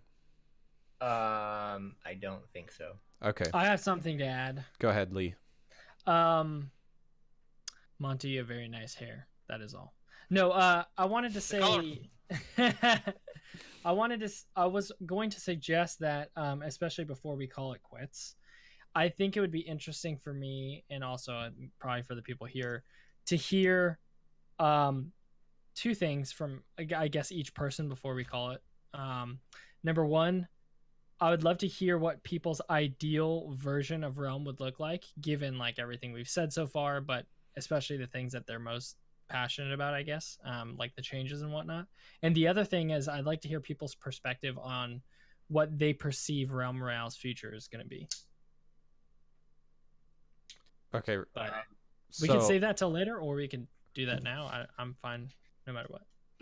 Let's do that. Let's do that here after. I want to wrap up this talking point, and then I want Perception to share with us about the future of Realm community tournaments, because he has some. Him and Hassah have some great news that they want to share about that. So, but I think this is an interesting discussion. We could literally probably do a whole podcast on game modes, bots, lobby size. In fact, we did a whole podcast on bots. So I think this is really beneficial discussion, just particularly because I think bots have been such a controversial thing in the game and how it's been handled, and a lot of people hold this opinion that it's what's holding back the game, and I think that's a fair perspective to hold, that there's a lot of players not playing simply because of bots. I know a lot of people that aren't playing because there's bots in the game. So like there's like this level of we need something to fix this issue, whatever that is. You know, if they still want to use bots as a tool, that's fine. Like, but let's address this issue of non-competitive game modes because of bots, you know, like tournament mode, whatever, you know. Yeah, they did their job. Bots did their job, you know, like it's time for them to go now. That's it. Yeah. I mean, there's no other discussion about that. I like bots. I mean, think about so many shards and frags, you know, like good statistics. I mean, think about it, like in these ranked Q snipes that we're doing now, and in these Realm.com tournaments that we're doing, bots play a significant role in getting your loadouts fairly quickly, right? You land on a spot, and sometimes, I mean, I'm not gonna say where I landed, but it wasn't typically a hot drop. It was not lumber. It was not crossing. It wasn't one of these main hot spots. I walked out of there with like 9 kills in the first probably 5 minutes of the game, full loadout and everything, 200 shards, left the forge, and I was able to go to the next forge and continue forging. But 9 kills, like off the drop, and it was all bots. And I was like, wow, this is amazing. I think that might have been like 1 or 2 good players, not good players, decent players, but for the most part, all bots. Yeah. Now take those bots out of the situation. It was an AFK zone, probably. It was not the AFK drop. Yeah. But yeah, I mean, no, bots. There's no other discussions about it. Bots need to go. That's it. Yeah. Bots need to go. I know a lot of good players that queued only because of bots. Like only because of bots. Yeah. Yeah, bots saved the game. That's true. They saved the game, and there was a situation like it was very little online base, and probably bots were a good idea for that time. Yes. Yeah. But now the way they like slow them, I mean, like maybe they have to try it in the next patch for one like squads, for example, make it like, I don't know, 20%, for example. Yes. At least. Yeah, something. You gotta do something. Yeah. I wouldn't even accept 50% at this point. it's got to be like 70% players, 30% bots or something. Yeah. I mean, Let's we have the 80, numbers 80 players on a map, but not so many bots. I mean, like 80 players, not 100 players, but not so many bots. So Yeah. 80 players, 10 bots or something. I mean, Yeah. you know, just get rid of the bots. That's it. Yeah. I would be happy with 80 player lobbies. Yeah, period. Ryzen, I agree with you. Because you think about it, like what you know, you're 6 minutes into the game and there's what 30 players left in the lobby. I mean, the bots die so fast anyway; it doesn't even matter. I mean, That's true. If you have 80 legitimate players in the game, I guarantee you by the 6 minute mark, you're not going to see 30 players. You might see 50, 45, 50 players because people are a little bit smarter. They're going to stay alive a little bit faster. And sometimes you kill a bot and get a legendary weapon from him. Yeah. I don't know how it happens, but sometimes like they have legendary ale rooms, things like this, you know? Yeah. How many times have you like you drop next to a bot and they run to your chest? Let them open up the chest, and sometimes they'll get that reload room for you. They'll get that legendary sniper for you, and you're like, "Oh wow, thanks bot," and then you kill them. Yeah. That's what I'm like when I forge. People walk in like, "Hey, thanks, bot," and then they kill me. Yeah, like we deal with this because we really love the game, and like, but some players are they're mad about this bots thing, you know, like they oh my god, I cannot play with bots, you know. So yes. Like this, Yeah. All right. Well, I mean, that's good discussion for sure, and you know, I hope people are listening, and I hope that this is approached. You know, I hope that they do approach this and continue to talk about ways that they can improve that because. I personally, I do sincerely believe that having the current setup, it's getting stale, and bots are keeping competitive gamers from playing the game from other experienced gamers. Like people keep on talking about, well, we need to onboard new players. Listen, all of the people that are going to be new players to Realm Royale are not 7 years old. Like people want to come over from other games and play this game. Yeah, Monty, go to play PUBG or. Go play Fortnite for the first time. You think there's gonna be bots there? I tried playing Fortnite. Exactly. Yep. So Monty, you said like about players who will come from another games, right? Yes. I think that they have to be inspired, the devs, from Diablo and things, a lot of things from Diablo, because they take a lot of things from other games. It's actually a normal thing because everything is a copy of everything. Yes. I think that a good inspiration for Realm will be Diablo and probably Heroes of Might and Magic, because there are a lot of things that they can add from this game into the map of Realm. Like, I don't know, some things like, you know, you can upgrade something on the map.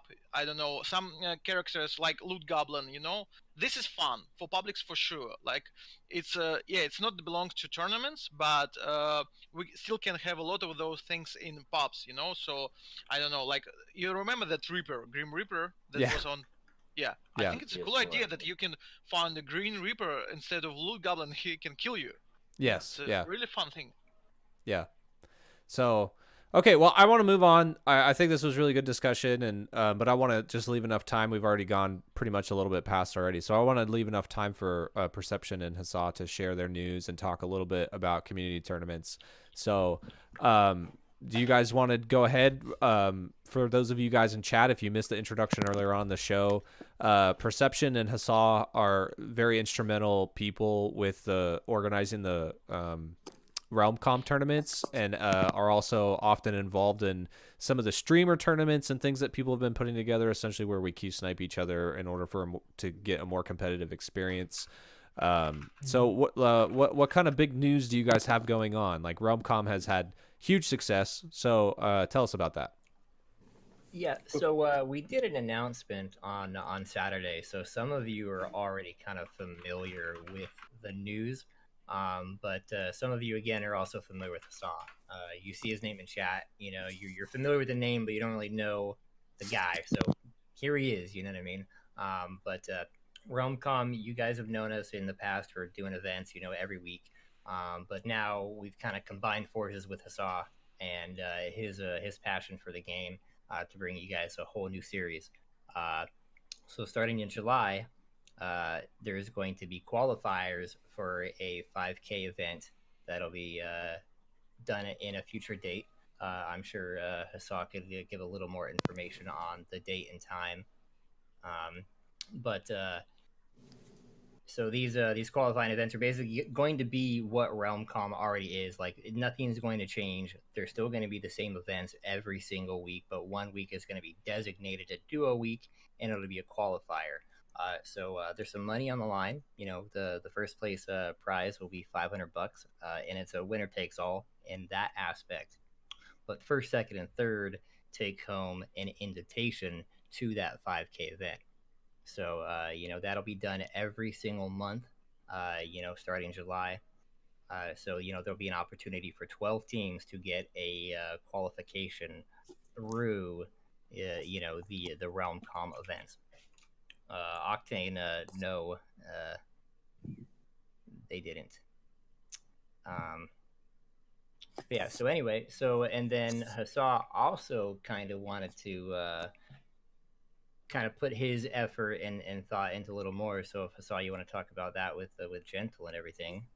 So yeah, in terms of when the 5K is going to be, I'm planning on that being before HRX, so that would be early November. So it'd be 4 months of qualifications, and early November we would have the 5K. And I know we said that the top 3 in the specified RealmCom duo tournament will qualify. So will the top 2 in Gentle Giants League every month. And we're also currently trying to get a league started in EU so that the EU players also have a chance to join. So we'll also be top 2 players every month in the EU league. That should also be starting in July. Yeah, so a total of cool. 28 teams will battle it out. 28 teams, yeah, all together. And then the top players of Gentle Giants League and the UE League will also get a 300 prize pool minimum. Wow, that's great. So and again, a lot of people are asking, well, how do we qualify, all that kind of stuff. There is going to be, at least for RealmCom, there'll be signups per usual. There will be a limited number of spots, so just make sure, obviously, you are on top of signing up. I think that with this amount of money kind of poured into the game, it's going to bring a lot of people back and start a lot of hype. You know what I mean? So it might just completely take the defibrillator to the esports and Realm, because it's kind of died off in a sense. I mean, yeah, we have these events every single week. Yeah, they're competitive play, but it's not like people aren't really super sweaty in that sense. Like it's not like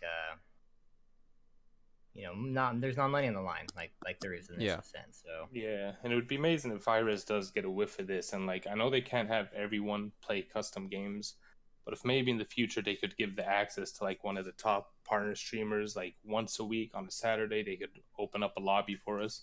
That would make everything much easier. You could invite like 300 people, no problem. Yeah. And don't forget about a very, very important thing. We need a good spectator mode. I mean, they already have it, and I think it's a very good one. I mean, like, the best thing about this game, and why we all like stick to this game still, because it's easy to watch. It's interesting and fun to watch and play. So let's compare it to Overwatch. It's pain to watch Overwatch. Like, even if you like it and play it, it's like a mess. The only game that is super easy and understandable for anyone is Counter-Strike. That's why it's the biggest esports game still. I mean, like, Dota have more like biggest tournaments, and League of Legends too. But overall tournaments and the pro scene is like, you can compare Counter-Strike and League of Legends and Dota, but still, I mean, like, everyone who starts to watch Counter-Strike, they like understand what is going on. Still, the same thing in Realm. So if they will give us not only custom lobbies but spectator mode too, it will be huge thing, because there will be a lot of people will start to make content for this. They will make shoutcasting like analytics. For example, I would love to make analytics for the tournaments if I will have a spectator mode. Actually, I talked to Jnesh about that. He said they have a plan to give the spectator mode in the future to the community. Yeah, I think spectator mode would be a great thing. Just blanket, boom, done. With the whole custom thing, yes, it would be great. I know everybody would say that, but I mean, everybody has to think of the resources required to be able to do that, because everybody and their mother is going to want to run a 1v1 with their buddy, just so they can we have got to put limits fun on it. and You mess can't do around. 1v1s. So, we can't. I don't think they can No. just open up custom just No. boom right off the bat. No. That's why, I said like if they could do it just like once a week on a Saturday and give it access to like a top streamer that's partnered with them. Yeah. Yeah, that would be a good idea. And I know it's been talked about in the past. Hopefully, that just gets executed upon. So, yeah. I mean, and I think it's encouraging to see that all this is coming out of grassroots organization within the community. Like, I think that speaks volumes about this game and about this community, which is a huge aspect of why so many people love this game. I think Hi-Rez is doing their best. I think they move slow from my experience. We've been in beta how long, alpha how long, like, I don't know if they're waiting for the official launch for us to finally get some of these things that they've talked about. So I hope that, if you're watching Hi-Rez, if there's anything you can do to help support these grassroots efforts, please make sure and talk to people, because we would love to see this as a community, and as a whole, we're proud of what people are doing, what these streamers are putting together, what you guys are organizing, Mix and Huzzah, like the Realm Com, what that's turned into and what that's grown into. It's exciting and it's fun to watch, and there's hype and people want to get plugged in. We want to see things grow. Like, we love this game. So help resource us. If there's something you can do, help us, whatever that is. Even if that's a simple announcement on your website, whatever that is, help us continue to help this game grow. So anyway, so that's awesome. I'm excited for this. I'm excited. I'm excited to play in it. I'm excited to check it out. So I hope that this is super successful, you guys. Yeah, That's amazing. and Monty, there is a very big question that so this is the politics of the companies. Like, for example, Valve lets you to make a lot of community tournaments, right? And Blizzard don't do this. For example, if you want to make a LAN tournament, like for example, Quake LAN tournament, like I made a lot of Quake tournaments. You just have a dedicated server, and you have the tournament settings, and you can run every tournament with huge prize pool. But you cannot do it in Overwatch. You don't have your custom servers. For example, I still don't understand what the politics of Hi-Rez here. I think they don't want to give it to the community. The thing is, they have a skill shot thing, right?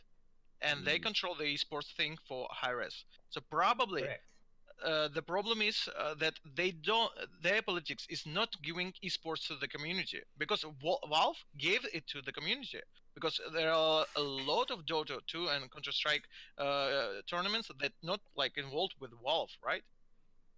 Well, that's the thing. Like you're saying, like there's just so many layers upon layers within Hi-Rez that need approval and need to agree and all this in order to move forward.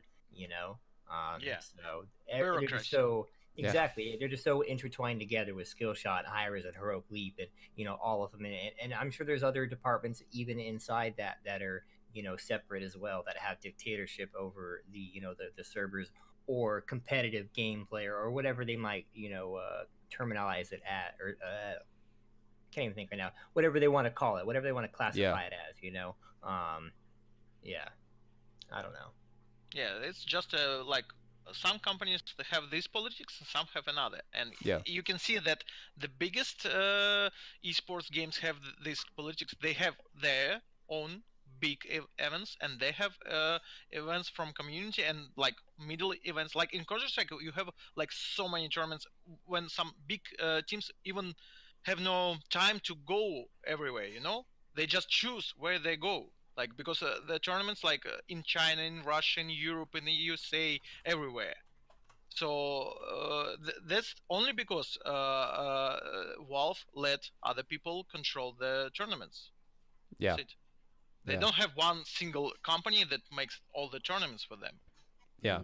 And I mean, also look at Apex. Like, look at how fast Apex blew up, and they still don't have any of this stuff. You know what I mean? Like, correct. So it's not. It's EA. It's not just Hi-Rez. Like, there's a lot of other things going on. I think the only game to even release it has been PUBG and Fortnite, and they've been around a lot longer. So, I don't know. Just think that if they're not going to revive their own competitive scene, then they need to give us something. You know what I mean? Yes. They Yeah, can't I just leave agree. us in the dark. Yeah, I So agree.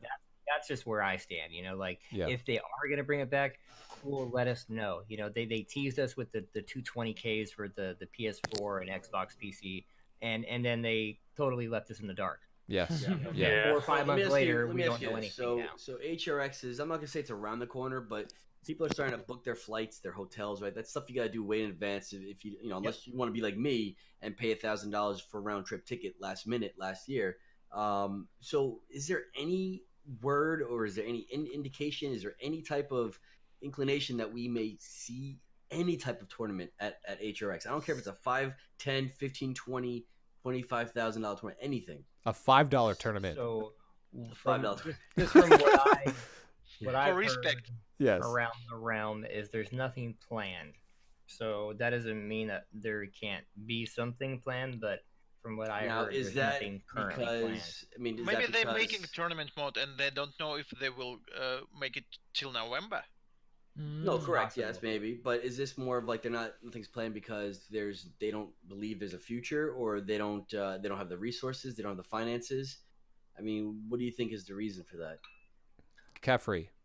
You know, No, just kidding. I don't think it's resources because I don't think that they need to change a lot in order to have a competitive game mode.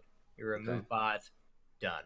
I mean, that's your competitive game mode. Honestly, you really don't need anything else. So other than whatever balance they make, but so I think that the resources is not a factor. I think it's what Deathmatch is saying, all political, completely political. Yeah. Interesting.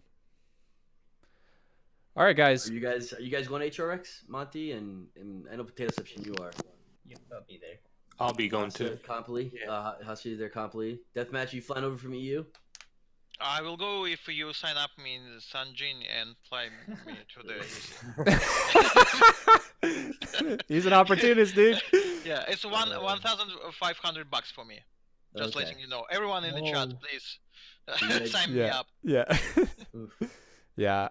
I'm not sure if I'm going to be going. I really wanted to, but it's the week before Thanksgiving, and I'm actually traveling down to Georgia the week after that. So I'm not sure what I'm going to do yet. I'm still trying to figure that out, but I would like to go. I really would like to go. So even if there will be no realm, we can play it like make it realm com on live. Well, I told Gentle Giant to do a realm com on that Saturday at HRX. Like a live action, like a live action BR, like LARPing, where we all just play realm in real life. Is that what you're saying? I guarantee if that could happen, maybe we could talk to them about some sort of like event like that. Maybe we can get them to give us customs for that. Because then they could facilitate it. Yeah, I'll donate be there and do it. Prize pool.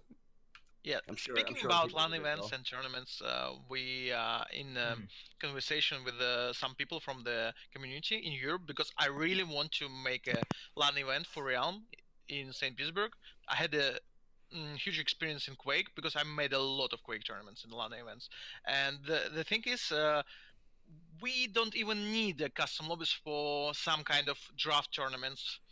So the thing is, I think the draft tournaments will be a very big thing for Realm because like we used to have them in Quake. So the idea of draft tournaments, we have like 10, for example, 10 very good players, right? And they are like captains. They pick their teams from like box, middle player, new player, like an average player, something like this, and the teams will be like very skilled, common skilled teams, so the games will be cool, and it can be bracket system, like it will be playing pubs, but still the bracket system, like free games, something like this, like we have it like right now for EJL in Europe. It's duos tournament. The way they play it, like 2 duos join the squad and have to make more kills than other duo in one squad. So this is probably the best format right now without custom lobbies. The most fair, I'm gonna say. Fair. Yeah. I mean, there's a lot of. Go ahead. Sorry. Honestly, I'm kind of against that whole 2v2 on the same squad kind of format. Only 'cause Online you it's have bad. that. Online it's normal. Online because you can cheat easy online here. Well, yeah, you have the sabotage factor, which I don't Yes. think is to me, I don't think it's allowable in that competitive gameplay. It should be team versus team, head to head. What skill versus skill, not how I can screw this person over better than they can screw me over. So, and yeah, that is skill, granted, but not skill at the game. It's skill at, I guess, screwing people over. So, I'm not a fan of that one, but I still think that there needs to be something for us to support us some way, some fashion, somehow. Yeah, For sure. absolutely. Once per month, custom lobbies. Well, like I said, worst case scenario, maybe Potato, if we could find out if they're going to have the same setup as last year with all those computers on the LAN. Well, they're going to have all the computers because they're running SPO. Smite Worlds is going to be there no matter what. So But that was for. But I'm saying, like, remember, you were there last year, right?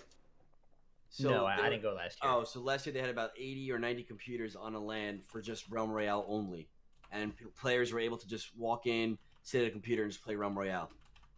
Correct. Yeah. So if they had that at least this year, maybe we could get together and put something together like a Realm Com with an actual prize pool. Nothing crazy, but even if it's like a couple $1,000s from the community or something, if we could, that's something I would donate to. Yeah. No, absolutely. I mean, like I said, now that you guys have brought it up, I was saying that's a good idea. That definitely be something we can chat with Hi-Rez about. At worst case scenario, I mean, I would love for them to sponsor something, obviously, but at worst case scenario.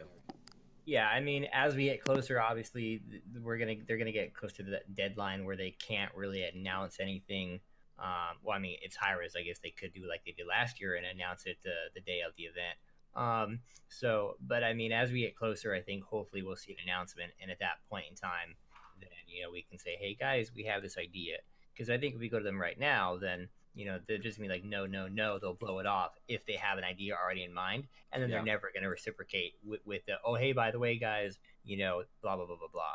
Yeah. So, I don't know. Okay. All right, guys. Yeah, well, proxy. Yeah, I'm gonna go ahead and wrap this up. If you guys have anything else you want to add, I don't want to cut us short, but I know it's getting late. We've gone over a good bit, so I want to respect your guys' time. Mhm. But I don't know. I just appreciate you guys for coming out and being on the show tonight, and also just for what you guys are doing in the community as streamers, content creators,